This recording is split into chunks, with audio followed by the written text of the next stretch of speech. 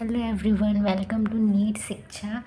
तो हम लोगों ने पिछले लेक्चर में किया था डिसऑर्डर्स ऑफ डाइजेस्टिव सिस्टम। तो आज हम लोग करेंगे डिसऑर्डर्स ऑफ रेस्पिरेटरी सिस्टम। ठीक है, ह्यूमन फिजियोलॉजी का सेकंड चैप्टर। तो इसमें सबसे पहले हम लोग अस्थमा के बारे में पढ़ेंगे। अस्थमा जो है, देखो मैंने एनसीईआरटी से लिखा है, उसके बाद फिर जो एक्स्ट्रा पॉइंट होगा वो खुद से ऐड करूँगी। तो अस्थमा में क्या होता है, ये पहले ये जान लीजिए कि ये जो है वो एलर्जिक डिसऑर्डर है। अस्थमा क्या है? एलर्जिक डिसऑर्डर होता है। एलर्जिक डिसऑर्डर ज़रूरी नहीं है allergic disorder asthma dust particle से एलर्जी हो सकता है, किसी भी चीज़ से एलर्जी। किसी को पीनट खाने से एलर्जी हो जाता है, किसी को कार्डमम खाने से एलर्जी हो जाती है। तो ये एक तरीके से अस्थमा एलर्जिक डिसऑर्डर है। हम लोग अस्थमा पढ़ते हैं, बट इसका जो करेक्ट प्रोनाउंसिएशन है वो अस्थमा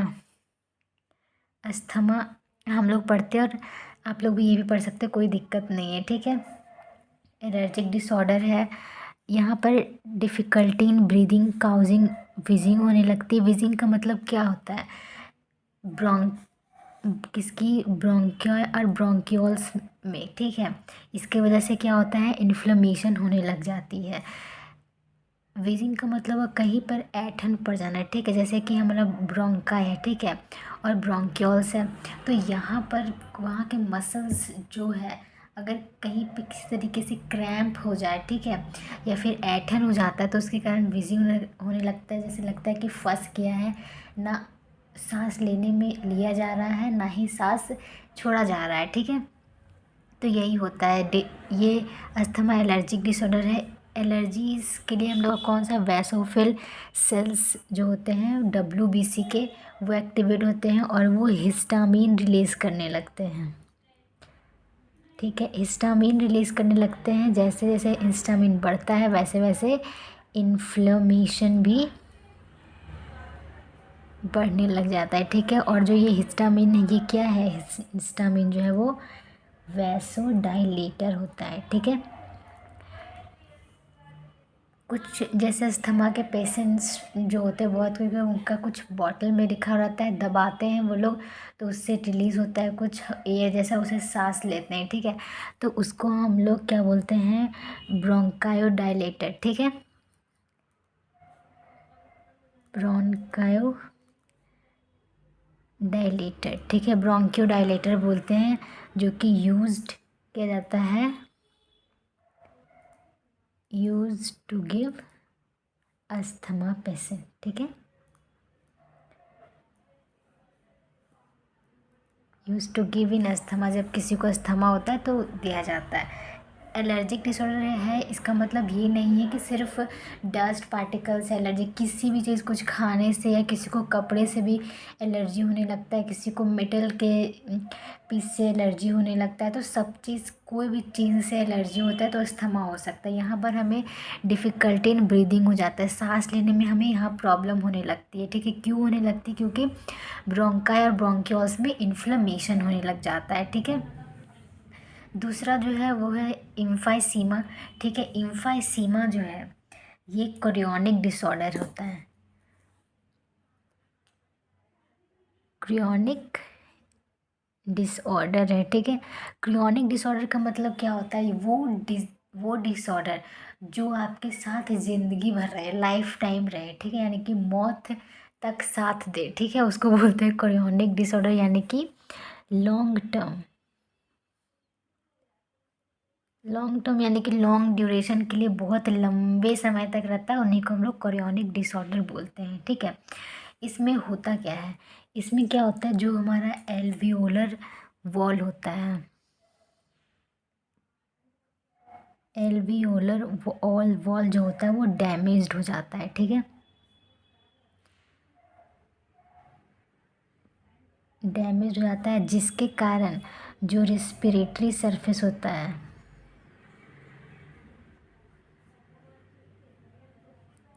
वो डिक्रीज़ कर जाता है। ठीक है, यहाँ पर क्या होता है, ये इम्फाइसीमा क्रोनिक डिसऑर्डर है, यानी कि जो लॉन्ग ड्यूरेशन के लिए हमारे साथ रहता है। यहाँ पर एल्वियोलर वॉल जो होता है ये डैमेज हो जाता है, जिसके कारण रेस्पिरेटरी सरफेस डिक्रीज हो जाता है। एल्वियोलर वॉल डिक्रीज कैसे हो जाता है, यहाँ पर सबको बोलता है, इसका एक कॉमन एग्जांपल दिया हुआ है सिगरेट स्मोकिंग, ठीक है। बट यहाँ ज़रूरी नहीं है कि एनसीईआरटी में सिगरेट स्मोकिंग लिखा हुआ है, लेकिन ऐसा नहीं कि सिर्फ सिगरेट से ही, जितने भी स्मोकिंग के चीज़ें जैसे कि बीड़ी हो गया, उसके बाद फिर हुक्का जो हुआ। एक और बात है, जैसे बहुत ट्रेंड में भी जो मैरिड कपल का दिखाता था कि हुक्का पी रहे हैं फिर पूरा साउंड निकाला, ठीक है। तो वो डेंजरस बोला जाता है कि वो डेंजरस नहीं है। जो हुक्का हुक्का होता है वो दो तरीके का पाया जाता है, एक जिसमें कि टबैको प्रेजेंट होता है और एक विदाउट टबैको, ठीक है। जो विदाउट टोबैको होता है वो, हाँ उसमें टोबैको तो नहीं होता है, लेकिन इसका मतलब ये नहीं होता है कि वो हार्मफुल होता है। उसमें जलाते तो कोयला ही हम लोग जलाते हैं ना, तो वो भी हमें क्या कहते हैं, ये इम्फाइसीमा काउज करता है, ठीक है। हमारा जो एल्वियोलर वॉल है उसको डैमेज करता है, और जिसके कारण हमारा जो रेस्पिरेटरी सरफेस जहाँ पे एक्सचेंज होना होता है गैसेस का वो कम हो जाता है, जिसके वजह से कम हो जाता है, ठीक है। सिगरेट स्मोकिंग, जितने भी स्मोकिंग कैटम है सबसे ये चीज़ हो सकती है। तीसरा जो है वो है ऑक्यूपेशनल, और हाँ एक ये इम्फाइसीमा उन लोगों को भी होता है जो लोग चूल्हा पे खाना बनाते हैं, कुछ पाइप जैसा रहता है उसमें फूंकते हैं तो उसमें हवा जाता है, तो ये उन सब से भी होता है, ठीक है। इसीलिए जो हमारा हमारा जो देश है इंडिया, वो बहुत गांव विलेज में चूल्हा पे खाना बनता है, तो इसीलिए सब जगह पे सिलेंडर पहुंचाने की कोशिश की जा रही है ताकि ये इम्फाइसीमा से बचे लोग, ठीक है। अब ऑक्यूपेशनल रेस्पिरेटरी डिसऑर्डर, तीसरा ये है ऑक्यूपेशन, यानी कि ऑक्यूपेशन जो काम से रिलेटेड रेस्पिरेटरी डिसऑर्डर्स होते हैं, जैसे कि जो लोग इंडस्ट्रीज़ में जाते हैं, जैसे कि जहाँ पर ग्राइंडिंग होता है स्टोन का, ब्रेकिंग, या फिर कोल फैक्ट्री इंडस्ट्री बोल सकते हैं, वहाँ पर क्या होता है, डस्ट जो होता है कोल का हो या ग्राइंडिंग का हो, सबका डस्ट उड़ते रहता है, जो कि हमारे लंग्स में चला जाता है, जिससे इन्फ्लेमेशन हो जाता है, ठीक है, जिससे हम लोग को फाइब्रोसिस हो सकती है। फाइब्रोसिस का मतलब होता है परफोरेशन ऑफ फाइब्रस टिश्यू, यानी कि लंग्स में and causing serious lung damage, ठीक है। लंग्स में क्या होता है कि हमारा जो फाइब्रस टिश्यू है वो बढ़ते चला जा रहा है, ठीक है। तो इससे क्या हमारा सरफेस एरिया जो है वो कम जा रहा है, फिर उसमें इन्फेक्शन हो गया फाइब्रस टिश्यूज़ वगैरह में, तो पूरा जो लंग्स है उसको पूरा डैमेज कर देता है, ठीक है। ये भी क्रोनिक डिसऑर्डर ही है, ठीक है। यहाँ पर जो वर्कर काम करते हैं उनके लिए एक ही प्रोटेक्टिव है कि वो प्रोटेक्टिव मास्क पहने।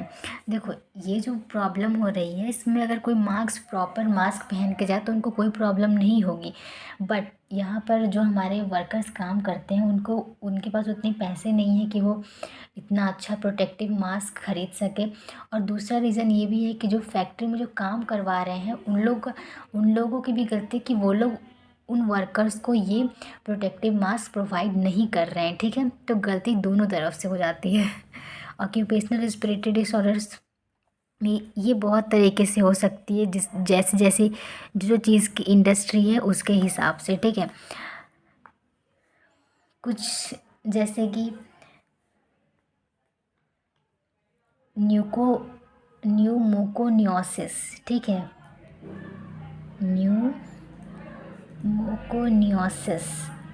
न्यूमोकोनियोसिस होती है जो कि डस्ट और टॉक्सिक सब्सटेंस से होती है, ठीक है। इनहेलेशन ऑफ किसकी, डस्ट और टॉक्सिक फाइबर्स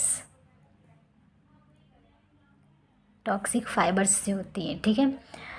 उसके बाद फिर कुछ जैसे ये कॉमन होगा, सिलिकोसिस बहुत कॉमन है, ठीक है। सिलिकोसिस सिलिका डस्ट से हो सकती है, ठीक है।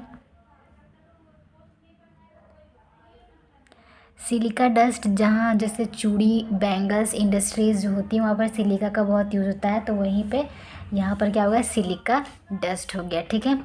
उसके बाद फिर जो है वो सीमेंट, जो जहाँ पर सीमेंट की सीट बनती है वहाँ पर भी ये सब, वहाँ पर भी डस्ट, या फिर हमारे कहीं घर पे भी काम होता है, सीमेंट का कुछ बनता है तो वहाँ पर देखते हो पूरा धूल वगैरह होता है, ठीक है। तो किससे होता है?